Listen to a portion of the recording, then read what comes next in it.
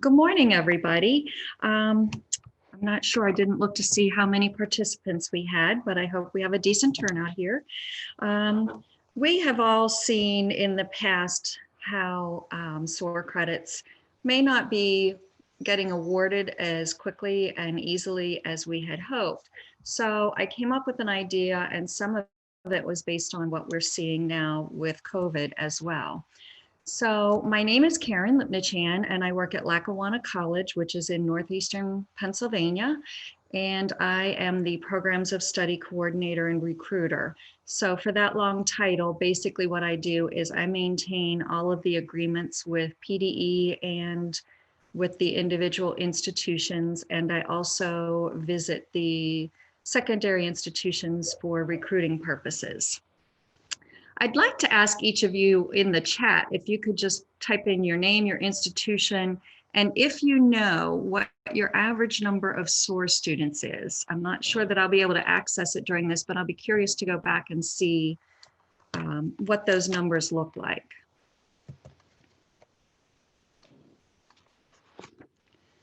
So let's start out with maybe some historical SOAR information. What do we know about SOAR? We know there's millions of dollars that have been awarded to both secondary and post-secondary schools.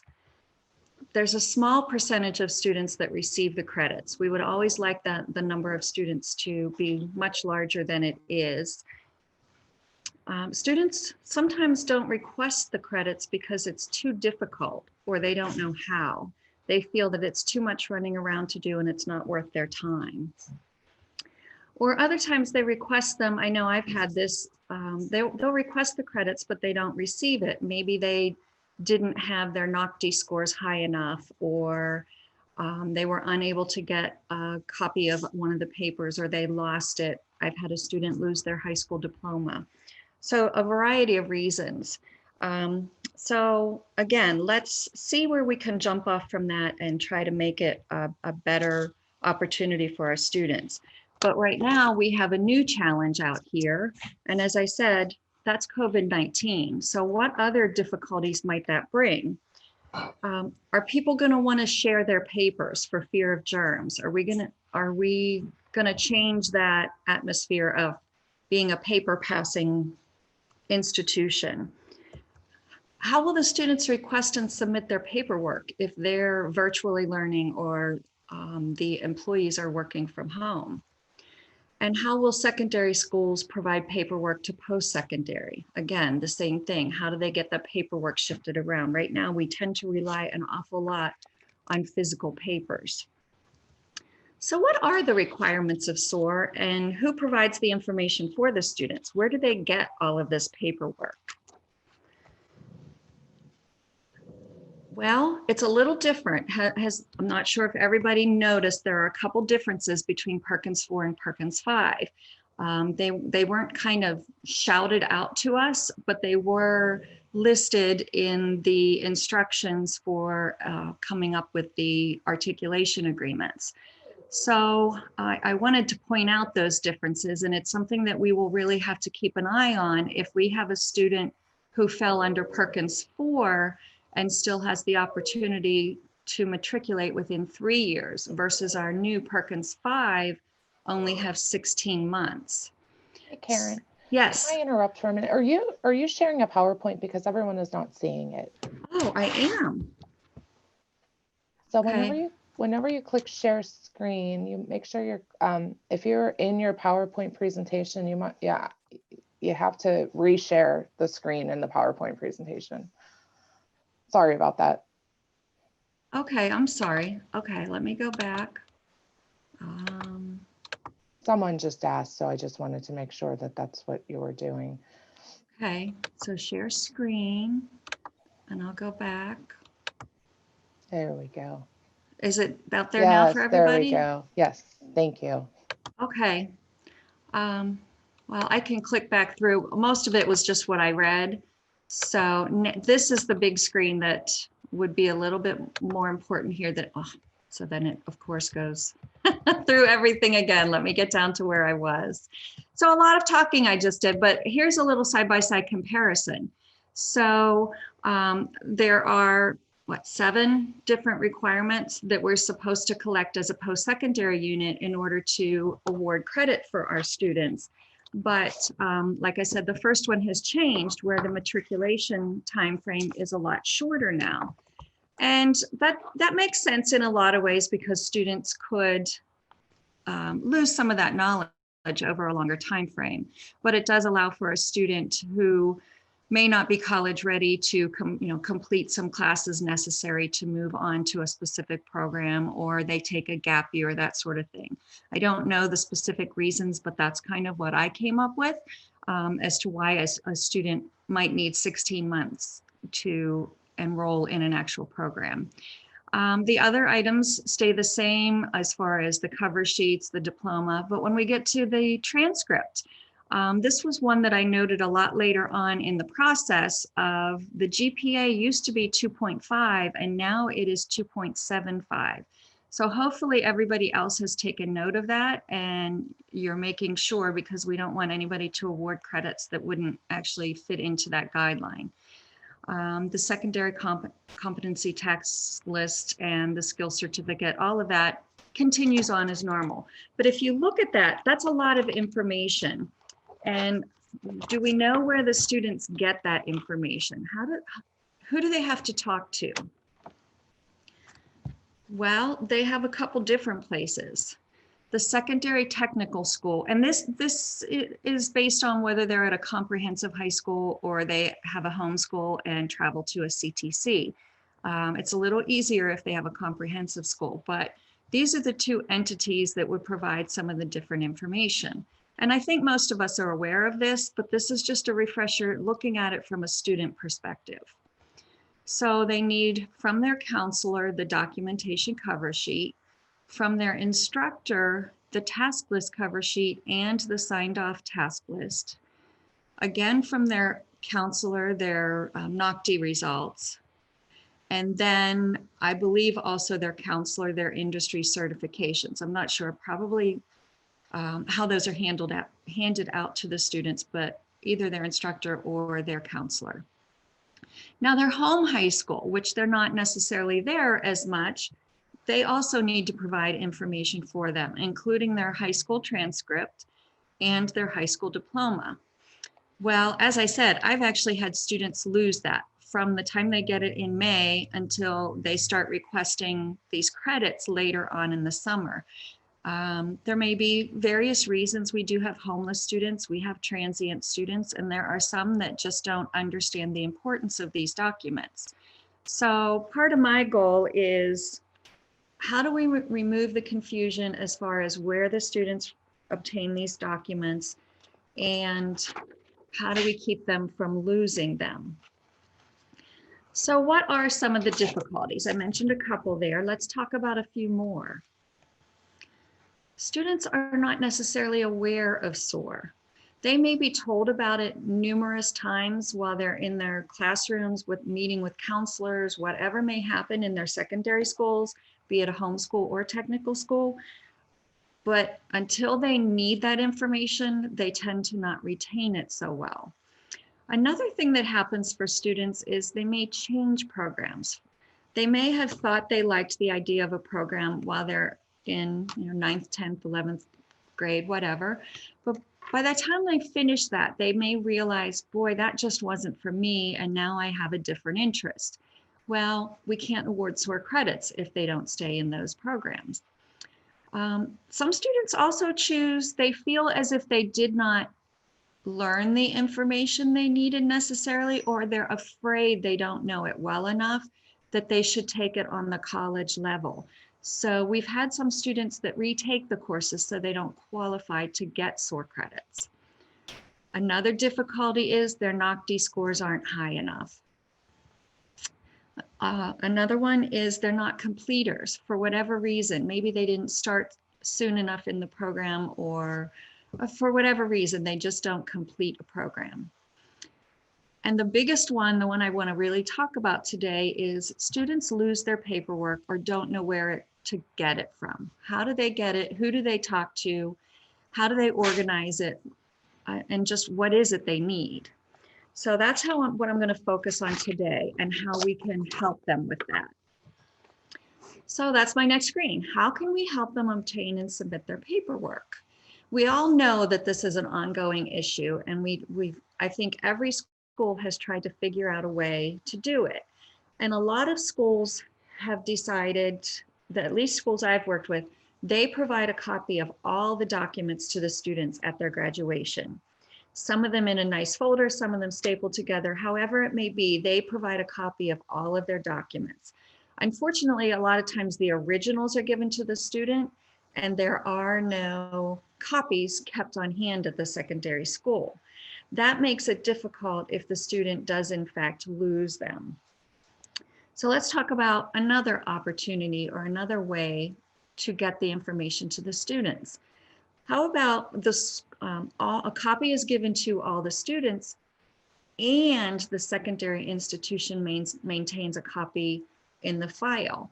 Now, that could be burdensome, but now with the change to only requiring 16 months for a student to be eligible, we could allow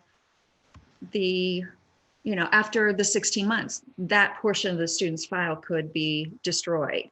So it's not going to be as massive of paperwork storage as it would have been had 3 years been allowed. Another one, and I think this is going to be a big thing coming into our COVID world, is provide a digital copy to the student and maintain a digital copy at the secondary institution. Now, you might ask, how do you provide them a digital copy? I'm not sure exactly how every school works, but I do know that most schools provide an email to their students. And if they allow the students to maintain that email for at least those 16 months, they could email those documents to the student in an attachment, and the students would be able to refer back to it. Another option that could be considered, and it would be a bit of an expense, and again, it could be lost just like a folder, but maybe a USB drive. But those are different ways that the information could be given to the student. The last way, I think for me personally, it worked well with one school where the student gives permission to the secondary school to directly submit the paperwork to the post-secondary institution. So I had a school where they emailed me every document that I needed, and I was able to just file it electronically. They filed it electronically, and it really helped during COVID. We could not award SOAR credits officially, but in order to award any credits for the prior knowledge, we were still looking to obtain paperwork that was very similar. So this allowed me to be able to receive that information, and the student didn't really have to be involved in getting paperwork, bringing it to the school, making sure they had everything from both locations. I was able to reach out and just say, hey, this student wants the information. They should have notified you. Can you send it to me? Can anybody think of any issues? I know I can come up with some issues with each of these. Definitely. If we give just the copy to the students, they're responsible for keeping it. They may not receive credits because they may lose them. They are students. They haven't learned all those life responsibility skills.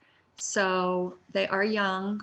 What can we do to help? And like I said, some of the other options might be better for that reason. So if the school keeps a paper copy, what problem does that cause for the school? It takes a lot of time. First of all, they're making a copy for the student, and then they're making an additional copy, and they have to take the time to file it. Plus, they also have to distribute the copy to the students. So that can be very timely, and it uses a lot of material. A digital copy, that may take some time to scan, store, and distribute it, but it is there much longer. It's not taking up the space, and it seems to be a little bit easier, at least from my perspective. And I would like to see if there's feedback from secondary schools as to the pros and cons on this. But the last one was, again, the direct send, where the counselor or administrator sends the information directly to the person at the post-secondary. It could be a privacy issue unless we find a way for the student to give that permission. So the benefits. What are the benefits? I've talked about them kind of as we go, but here's a little more detail. If the students receive just a copy, they're going to learn responsibility because they're going to suffer consequences in this specific issue. And it could be a financially costly learning experience for them because they would lose the opportunity to receive a number of college credits. And that could be very costly in time and money. If we do the paper copy, like I said, it uses a lot of resources. I would suggest that be a last resort, making all those actual paper copies. Digital copies, it allows for quick retrieval. And I think some of you will kind of chuckle when you hear this. Quick retrieval when the student requests the info again. Students tend to, maybe they want to go to one school and then they get the documentation and then they change their mind and they want to go somewhere else, or they get the information from you and they say, oh, I don't know what I did with that. Could you send it to me again? So if we provide it on the USB drive, that might not be such a good thing for that reason. But if it is, as in the last method where it's sent directly, then you don't need to worry about the student once again losing things. But these digital methods, they're a great way during COVID-19 that we don't have to share any paper. Nobody has to travel anywhere. It keeps us all in our safe little world. So again, the direct send, to me, I see a lot of benefits. It provides a very timely and safe method. So if I need these papers and I call the counselor or email them and I say, hey, could you send me Joe Smith's documentation? If it's all kept digitally on the student file, they would be able to go in that file and zip it to me right away. And I understand this isn't just a 2-second thing, but it is much quicker than going and pulling papers from a file and copying and submit them. So I think, and the way I've suggested that we avoid the privacy problem is each school could create a form that says, by signing this, you allow me to send your documentation to any institution that you specify. So that would be one form that would be necessary. Maybe you could even make that form electronic as well, but that would allow this direct sending. And it kind of sounds pretty simple, but I think a lot of people worry about this privacy issue and would it take a lot of time for their faculty and staff to store this information? Well, a lot of schools have the task grid already done electronically. So all they would have to do is submit that to their counselors. And if they don't, maybe that becomes the requirement of the instructor to scan it to the counselor. Again, that saves the counselor from taking physical paper and transferring it to the counselor. So a lot of this has come about as I'm trying to think how we will be reacting this coming year if we are still under the COVID shutdowns and so forth. So are there any other advantages of us sending these documents electronically or directly from a secondary to a post-secondary? Absolutely. We make sure that all documents are provided. So a counselor is going to know what's required much more so than a student. Even if we tell the student, they're not going to remember. I have provided checklists to students in the past, and that has helped, but it's still, they wonder, well, who do I need to get it from? And like I said before, there are multiple places they need to go to. So if we work with a counselor at a career and tech center is going to know exactly what they need to send for the student, and a counselor at a high school or a home high school is going to know what they need to provide. And they can send it as a nice, neat package all at one time as an attachment on an email. It also allows for a single point of contact at each institution. The person at post-secondary is going to know who at each secondary they should contact and vice versa. It works really well. You develop a relationship and you know who to ask questions if a student says, well, what if I want to do this? Well, the secondary school can contact the post-secondary, provide that information, and so forth. So we can work together to help them through that. Students can still receive the credits even if they lose their paperwork. So maybe you still want to give them their paperwork to show, hey, here's your NOCD score, you did really well. Obviously they get their skills certificate or certificate of competency, and that's a bragging right for them. But again, not everybody is able to maintain that. And so we want to make sure they can still get those credits. They did work hard for the 2 or 3 years that they were in the secondary program. And we don't want them to lose it just because of a piece of paper. That's really not the best of reason. Yes, it's showing that they're not quite responsible yet, but you'll see in one of the next slide here actually, or the next little note bullet here, we're going to make students responsible to ask or request their documents, but not to maintain them. They legally are adults at 18, but they are young adults and they're still developing those abilities and those tasks and those techniques to become responsible. We don't want to baby them through things, but this is a very, very important step and we need to help them as best we can. And another thing, we have a lot of students, I'm not sure how many secondary, but obviously if they are coming to us and they are homeless or they're transient or maybe not the best home life with parents helping, or maybe there are no parents in the household, maybe it's an older sibling. If the home life doesn't allow for a student to even have their own personal space to keep their things, we've had students where they say, oh, I wasn't able to keep that because we don't have place at our house for it. So again, that's a very sad thing to have happen, but we can help with that. So let's, help get those paperwork and process that and help those students move forward. We want them to succeed as best they can. So what's our goal? How are we going to work together to do this? So let's make the process simple. Again, let's eliminate as much paperwork as we can.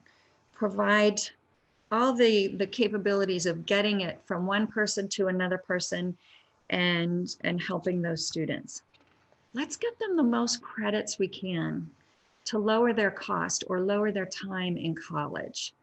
We want them to come out with the least amount of time and lowest college bills that they've ever had, and be able to get into that workforce and start earning and maybe help their family out if they have a difficult home life. And we also want to prepare the students to be confident and knowledgeable. Maybe they've developed some of that. We have some students come to us in post-secondary that have no issue with this. They come, they hand us their paperwork. If they happen to not have something, they get it for me immediately. It's not a problem. But most of our students are not that confident yet. They learn that while they go through post-secondary. They've gone through all of the knowledge portion, or not all of it, but a large portion of learning how to learn.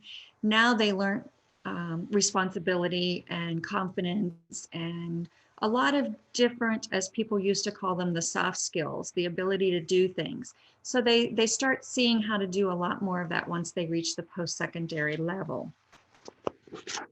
So how are we going to do it? Well, let's establish some really good relationships between our secondary and post-secondary institutions. I know we all have busy schedules, but this is for the kids. We need to help them as best as we can. So reach out to your post-secondary, or post-secondary, reach out to your secondary schools. Try to find the best contact that you need to work with and set up a way that you can do this. Maybe, like I said, the digital, maybe it just won't work for the secondary school that you in particular work with, but maybe another one it does. Each of the schools I work with have their own ways, but I'm hoping that we can get them to be a little more consistent. And I really hope this digital process can work. And again, the digital process, it can be used for a lot more than just this. Obviously, there are many things. There's a lot of information that needs to be shared or gets shared between the two schools. And why not use this? Why not take advantage of this COVID situation and help us make our processes better? So what else can we do? Let's provide the opportunity in the secondary schools for post-secondaries to visit their students. Well, how can you do that right now? Well, some schools are having actual in-ground or on-ground classes. So give a time for the post-secondary to come and give another perspective on the SOAR credits. Sometimes if you hear another voice, it helps to remember it better. Maybe the counselor or the instructor has reviewed it in the fall, maybe at the beginning of the spring semester, and then towards the end. But the students don't think about it or think it's important until they need it. And many times, unfortunately, that's when it becomes July and August when they're enrolling in post-secondary. But if they've seen that post-secondary person at their school before, at least they have a face, a name, a potential contact, and they can reach out to them and say, hey, I remember you talked about this. But what if it's not possible right now to go into an actual classroom? Well, the school districts are doing virtual classrooms. Maybe you share a little bit of that virtual classroom time so that we can just talk about it briefly and remind them, hey, think about this now, think ahead, be prepared. You're doing really good, strong work, and we want you to be rewarded for that. And again, just a reminder from somebody different might make it something that they choose to remember in the future. So another thing we can do, remind the students who it is to contact. Let them know, who do they need to contact in your school? Most things are through the counselor. Maybe the instructor can be some help with these if the instructor is aware of the process. Sometimes the instructor only knows their portion, but if they know that at least the student has to see the counselor and they have to see a counselor at their home high school, that can be a benefit. Just letting the students know, yes, you have multiple people to talk to. Just having that contact and being aware. Again, awareness is such an important part of all of this. And I think this last one is a very, very important thing. And I don't know necessarily how we avoid the privacy issue if we're able to do something here, if we can create some type of generic approval form. But it would be great if we could get the secondary schools to provide a list of potential SOAR students to post-secondary. I know I have done presentations and I do an attendance while I'm there. And that by doing that, the students give me permission to reach out to them in the future. So I have been able to reach back to students and say, hey, did you complete your program? Are you interested in our college? If so, I can help you get some college credits.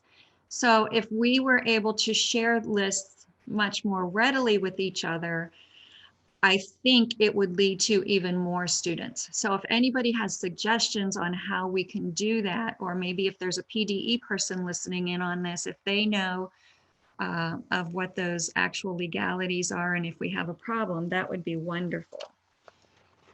So I've been talking here for a while, and I'm not sure if you will be able to respond or if it would need to go through a chat, but I'd like to see, do you have any additional ideas as to how we can expedite the process for the students? Is there any way we can let the students get their credits in a much easier way or help them do it in a quicker method? Erin, are you still there? Is there a way that I can get responses on this? People can use the chat to do that. Okay, So if anybody has anything, and then I'm also going to flip to my next one that just says, does anybody have questions? So if you have a chance here and you can respond to, you know, do you have other suggestions? Do you have any questions? I would love to get that feedback, as I do work on the post-secondary and don't necessarily, you know exactly what you're thinking or feeling as I talk about this from the secondary side of things. Karen, we had a comment from Julie. She Okay. says, our students use PA Career Zone accounts to create and house their resume, budget, etc. Perhaps that could also house SOAR credits and the support documents. They have access to their PA Career Zone accounts forever. That is a wonderful idea. Okay, so they can always go back to that. Now, is that something supported and paid for by a particular school, or is that something that as a PA student they have access to? It's a free website for all Pennsylvania students. Okay, I love that idea. So did everybody hear that their students could use PA Career Zone? So if those documents were to be provided into the student's account then, or requested that the students load it, I'm not sure how it works, if the students have to input the information, that would be something wonderful, because then if they changed schools or changed programs, whatever they did, they would still have that readily accessible. Thank you. Was it Julie for that suggestion? Right. Kim says that at her school, the counseling staff devote 1 to 2 days strictly to meeting with students to fill out the appropriate paperwork, and they eventually receive a paper copy. It is stressed to not leave the building after graduation without this information. And they are also working with Smart Futures to see if they can house the information there for students to be able to access. Okay. Yes. I have most of the schools right now do work with the paperwork like that. And it has worked for the most part, but we do have the big situation I think that's come into play is especially homeless or low-income students. They're trying to survive. And for them, it's the least important thing is keeping track of paperwork. I find it sad. I had a student say, oh, I got a diploma. I just don't know what I did with it. I just, I had to go to work. I take care of my siblings. I do that sort of thing. So these ideas came to me because of that how can we make it easier? So, I like that that's being reviewed and they're being given all that. Can we take it one step further? It would be great if we could. I have a question, Karen, from Jane, and I'm not sure if you can answer it, but I'll ask it. And if we can't get an answer, we will refer it to PDE for an explanation that we will then forward out to all of the attendees here today. She asks, where in the PA Perkins state plan are the changes to GPA and time frame to matriculate?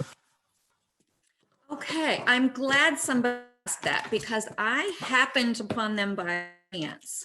I actually had my local agreements written up to send out and had the requirements on it.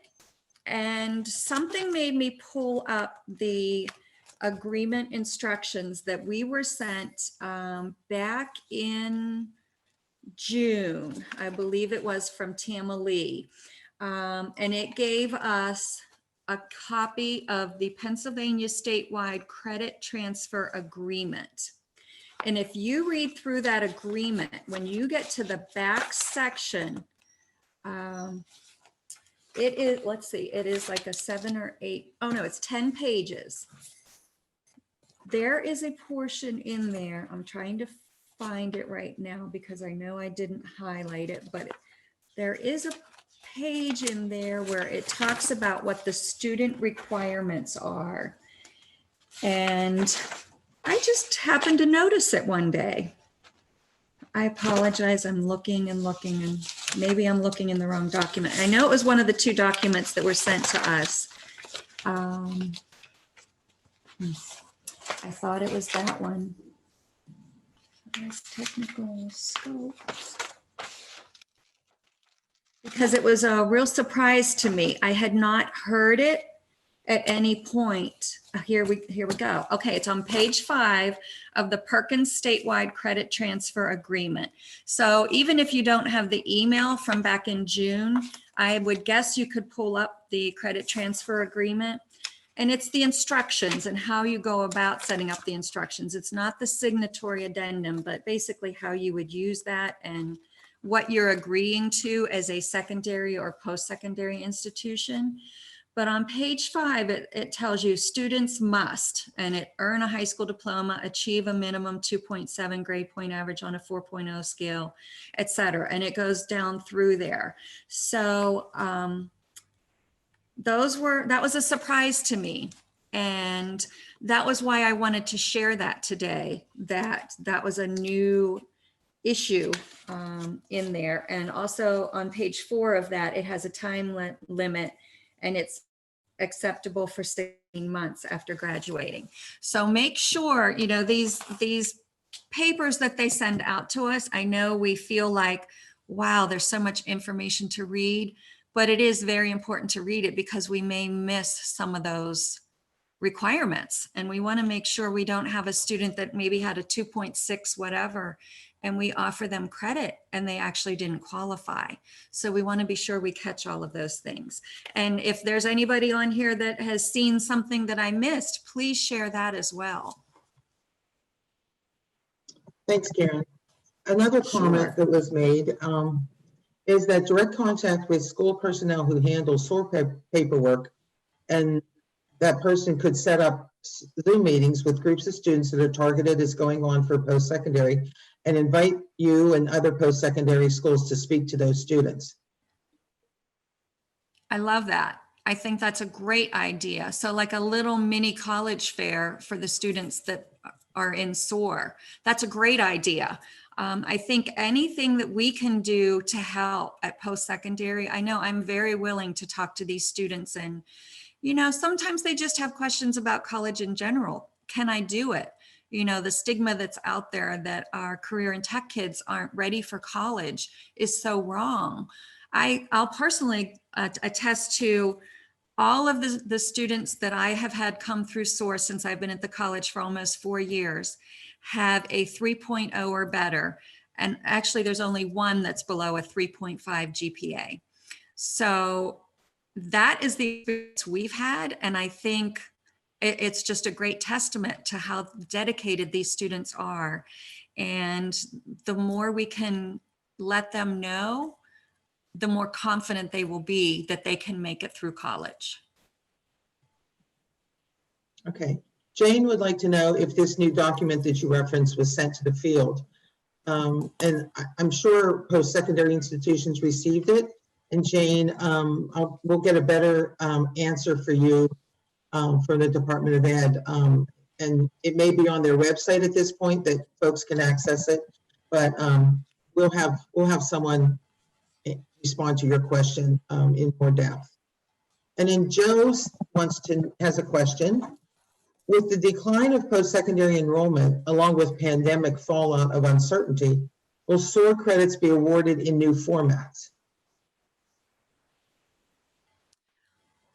I'm not sure what you mean by new formats, but we at Lackawanna we are awarding the same credits, and some of our areas are going up with our new agreements that we have submitted to the state right now.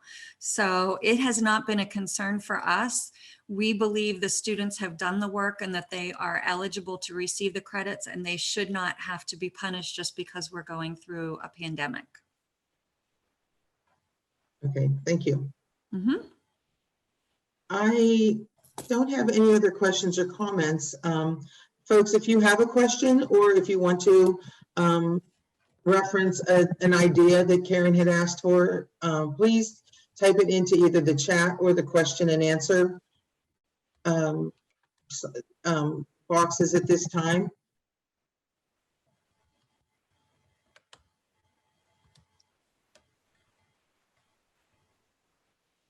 I don't see anything. Karen, we'll just wait another second in case someone is typing in a comment. Okay. Yeah, I'm glancing through to see if I see anything now. Right. I think I hit everyone. Tamale says that the post-secondary institutions requested those changes that you referenced earlier as the Perkins 5 requirements were being developed. So that happened during the development of the Pennsylvania State Plan. And that could very well be, but Mhm. I don't think I personally was not aware that it happened until I read this document. So that may be with others too. You know, there was talk about it, and only if you really truly read all of this documentation like we're supposed to, do you notice that. So again, I can't stress anymore. And I know there's a lot of effort put into these documents that are sent to us. We need to make sure that we read them and fully understand what we're committing to. You know, let's do our best to do that. And again, it may seem like a simple idea that I about, but I think if we can do everything digitally, that's going to be a wonderful opportunity for our students. Great. Any other questions? I see a smiley face. That's a good thing. I appreciate you listening today. It was some pretty basic information, but I think it's important that we understand the student perspective that, you know, they're finishing their school and they're told about this. And then when the time comes, oh, well, you have to get this from the school and you have to get that from that school. And, oh, I'm not sure who you give it to at the post-secondary. So if we can all just work together, and I think we can make it where the students can do this in a lot easier manner. I know I've seen an increase. It's doubled each year since I've been at Lackawanna College. Our number of students, we keep doubling. So I think the more awareness we spread and the easier we make it, the more that's going to happen. And I hope we can do that statewide. And Karen, I think now, sometimes the virtual process supports some of these ways of bringing people together. You don't have to travel. You know, you don't have to, you know, you can just jump on your Zoom and communicate with others. And especially if you're far away, from the students at the secondary level. So this might be an opportunity to do some of those virtual meetings and coordinating with those students and their teachers at the secondary level. It's a good idea. Absolutely. I think we've already started that this year. And I think it cuts out the arrival time, setup time, whatever, any of that kind of stuff, because while you're talking, you can ask the students to sign in and provide their email if they would wish to be contacted later. So a lot of things can be happening at the same time, which again, so you're using less classroom time of the students, but you're reaching more students in the overall picture.